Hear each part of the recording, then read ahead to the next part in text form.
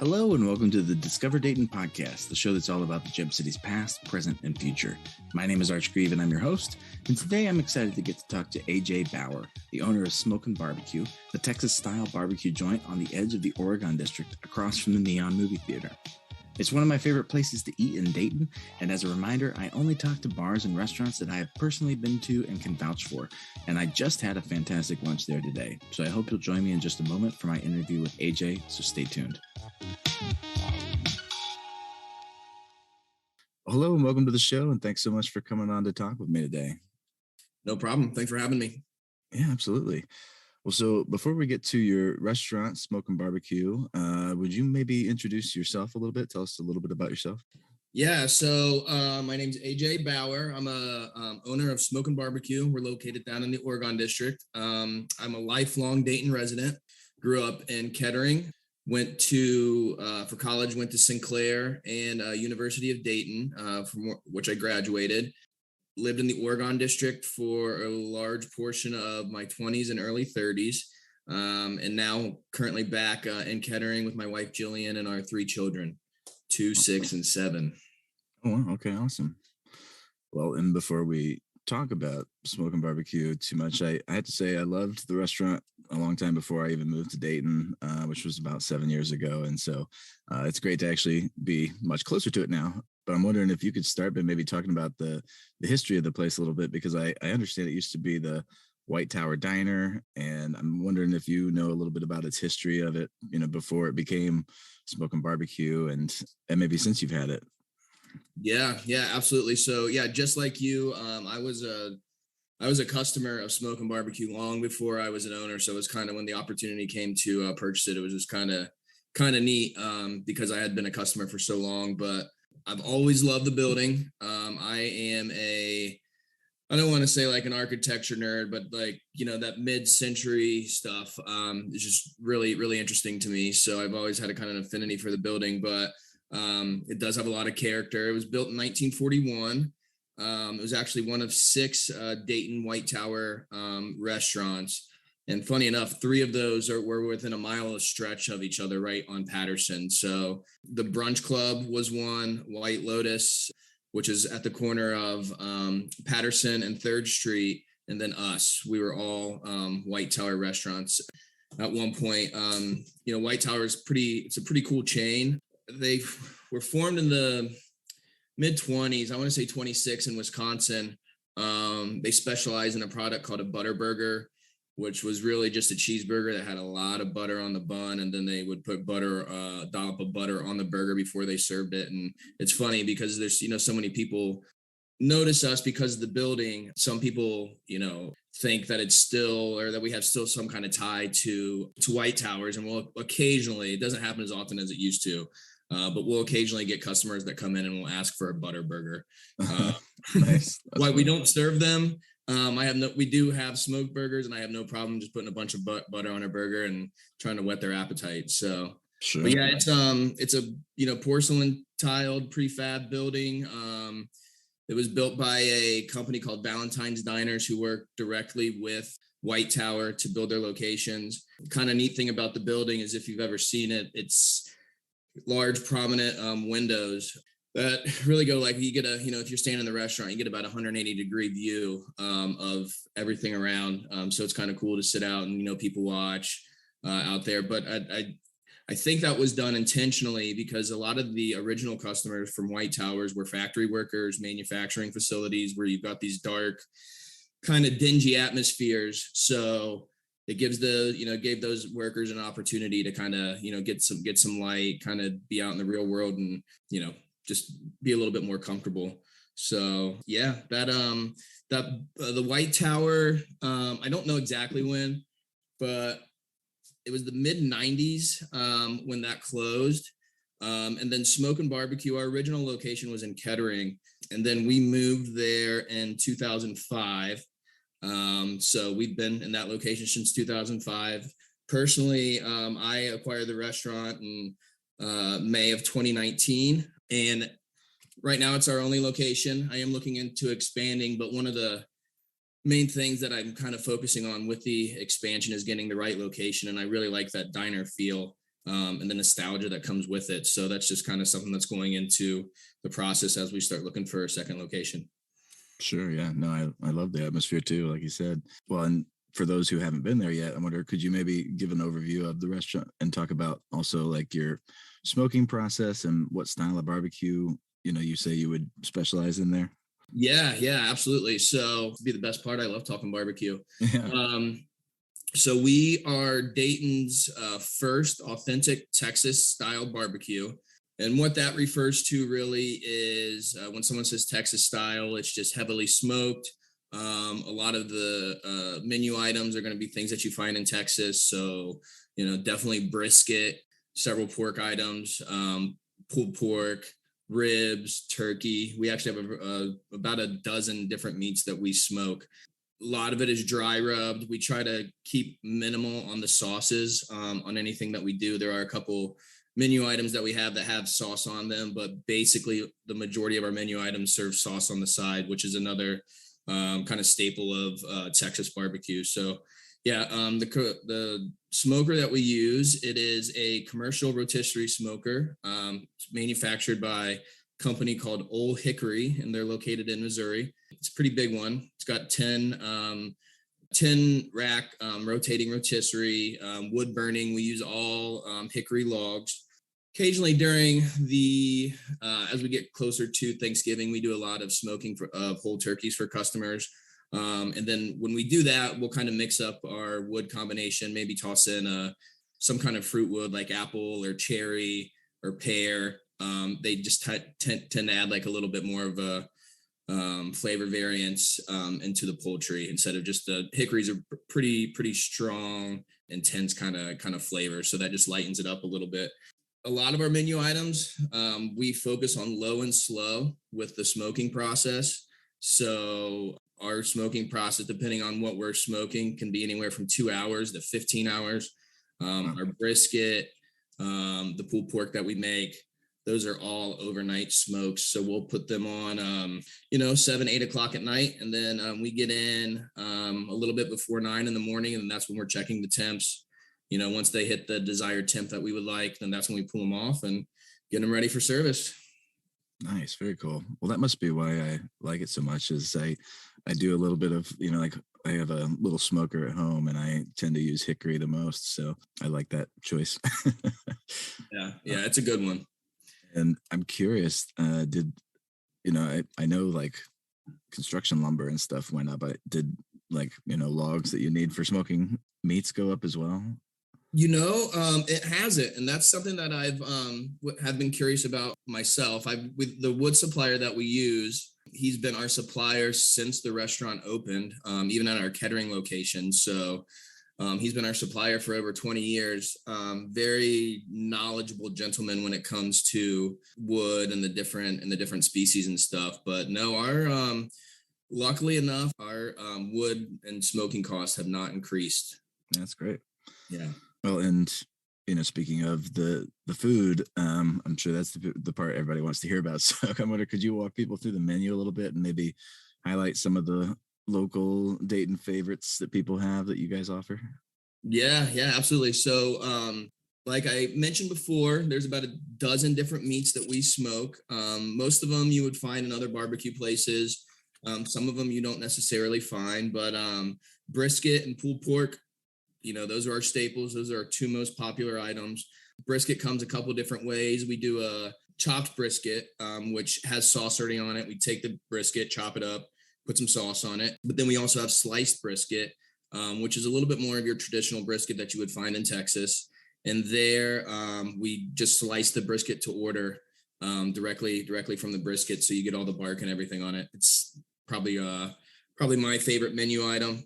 And then, like I said, pulled pork's another popular menu item. For that, we use bone-in pork shoulder. Some places, barbecue places, use the bone removed or bone out. But I like the tenderness that you get from the bone-in. We've played around with different ones, but I always just go back to the bone-in. So those are our two most popular items. But then we also have like ribs. We do spare ribs, smoked wings, salmon.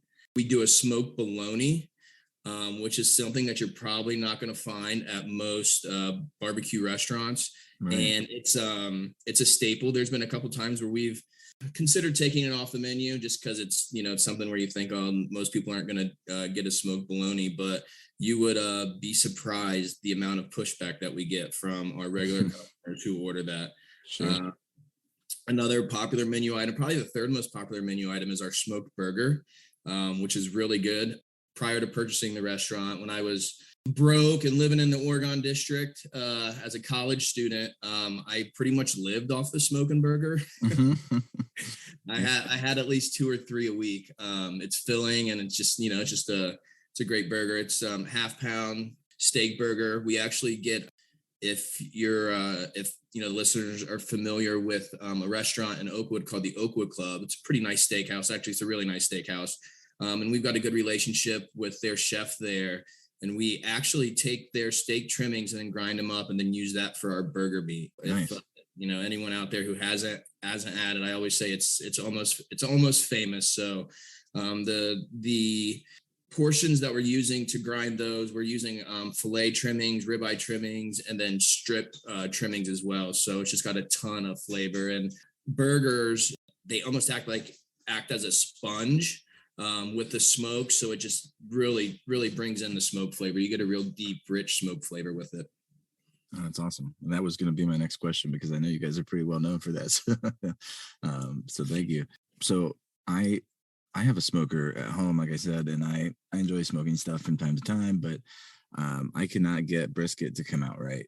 And you guys seem to have no problem, obviously. And it's probably my favorite thing on the menu that you guys have. But could you talk a little bit more about how you smoke it? And are there any secrets people should know about, or things they're doing wrong probably if they try to do it at home? Yeah, I'd love to talk about brisket. So, in Texas, they refer to brisket as the king. You can't really have Texas barbecue without brisket.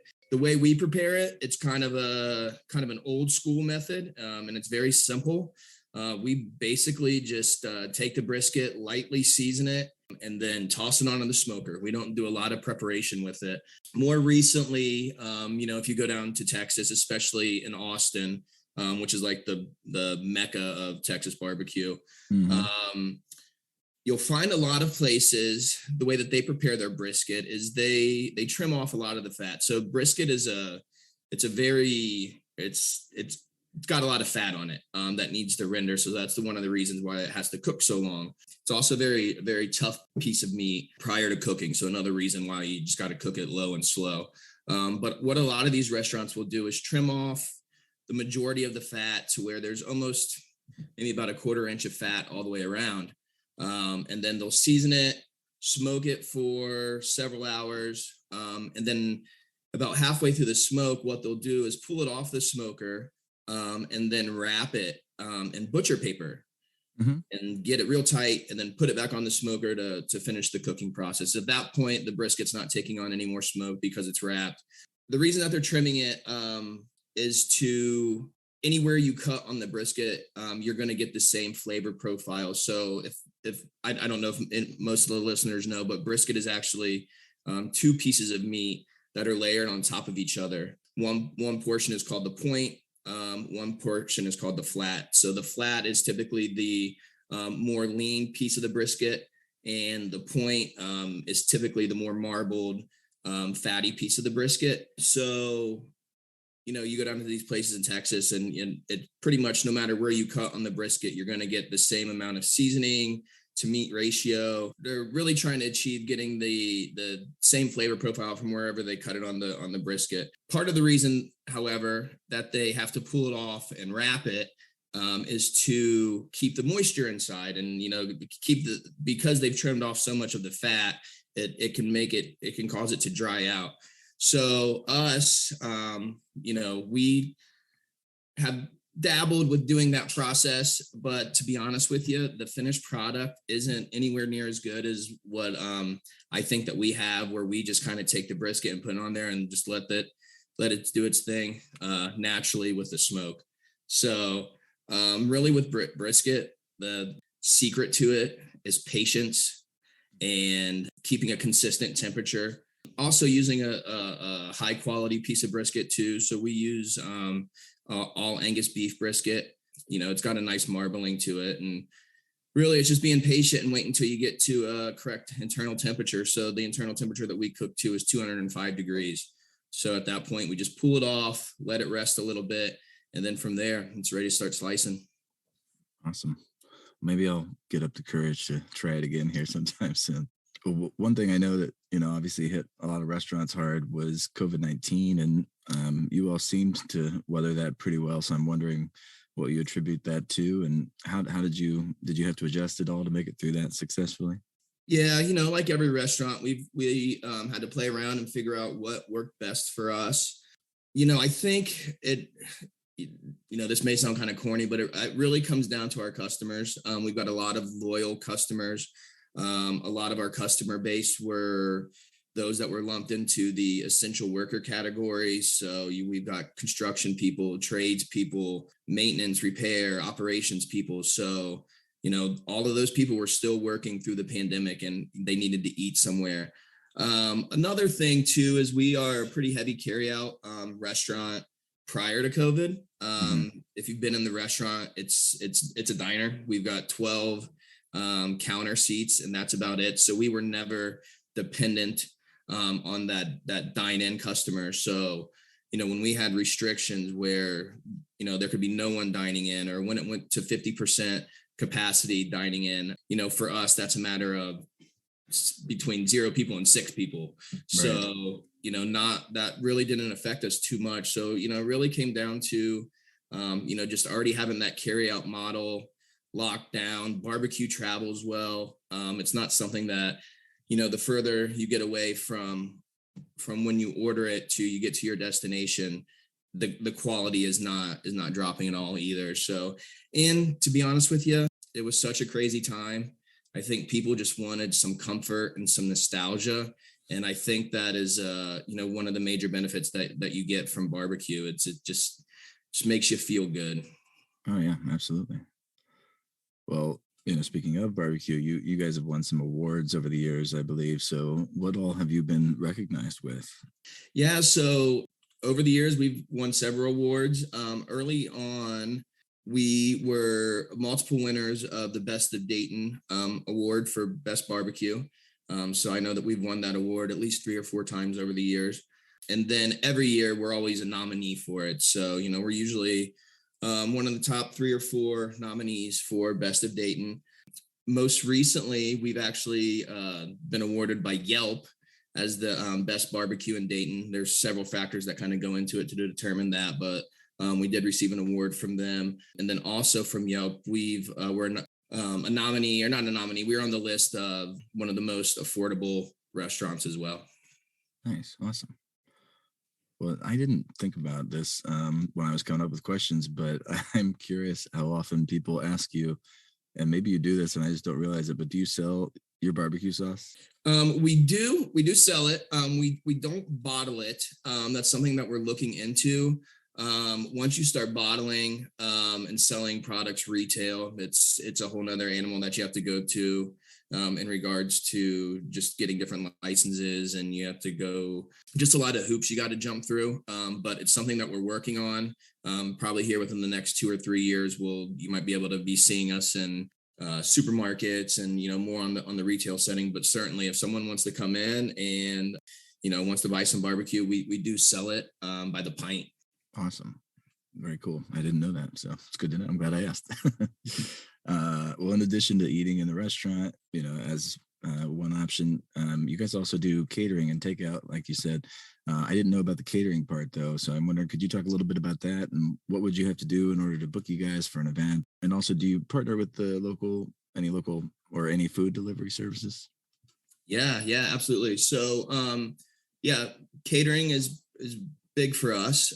So prior to COVID, catering was about 30% of our business. And then, the pandemic hits, groups are not getting together. Like a lot of our catering, to be honest with you, wasn't necessarily like weddings or like these huge events. While we do those, it was mainly like business lunches. We did several of those a week for attorneys' offices, doctors' offices. You can go down. I got a list of all kinds of different customers that we worked with. But as soon as the pandemic hit, people aren't in the office, people aren't getting together in large groups. So our catering pretty much just overnight was gone.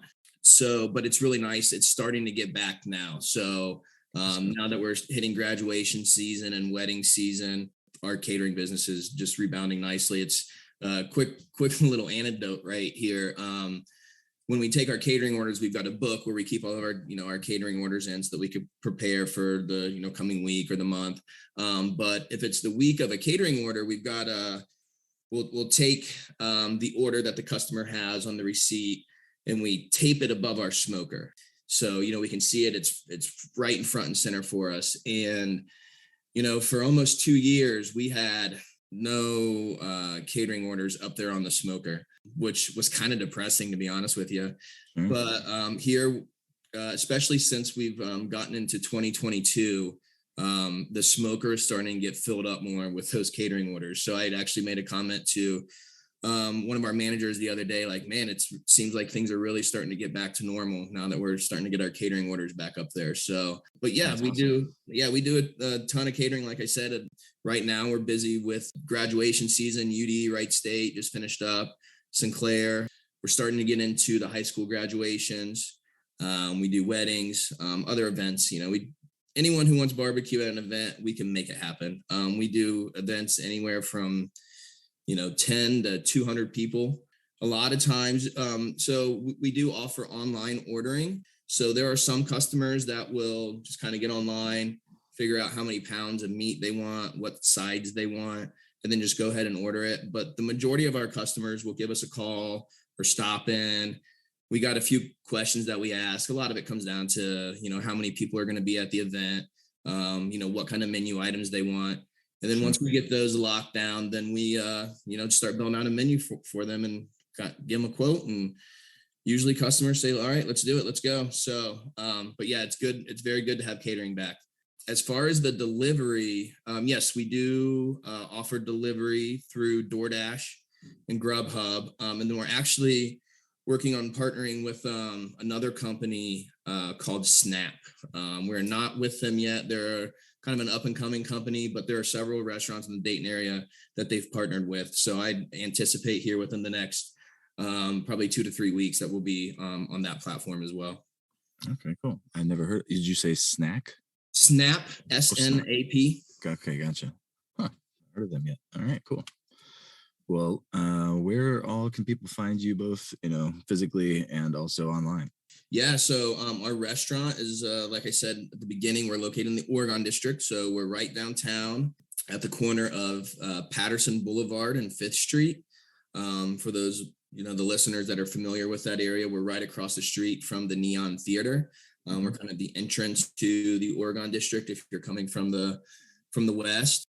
There's a huge mural on the wall behind us. It's a train track wall. So sometimes customers will miss our building, but they'll see the mural. So if you're down there looking for it, just look for the big mural and you'll find us. Address is 200 East 5th Street. We are on Facebook and Instagram. Facebook, if you just look for Smokin BBQ, you should be able to find us. We're there. And then Instagram handle is Smokin_DYT. We are, you can also order online from toasttab.com/Smokin, and that's Smokin without the G, so SMOKIN-BBQ. And then there we have our full menu with pictures and our catering menu and everything. So yeah, so awesome. Go and check that out, and I think you'll certainly be hungry after taking a look at the item. Sure I will. Awesome. Perfect. Well, I'm hungry now, so I need to head back in soon. Thanks so much for coming on and talking with me today. I really appreciate it. Yeah, thank you for having me. I appreciate it. Absolutely. All right, that was my interview with AJ Bauer, the owner of Smokin BBQ, and it was great talking with him. And like I said, it's one of my favorite barbecue joints, not just here in Dayton, but really anywhere. You can check out my website, discoverdaytonpodcast.com, to find the links to his website and socials. And if you haven't been there yet, I hope you'll check it out soon. If you enjoyed listening to this episode, please make sure to subscribe and leave a review on Apple Podcasts and share it with a friend. Thanks so much for listening, and stay funky, Dayton.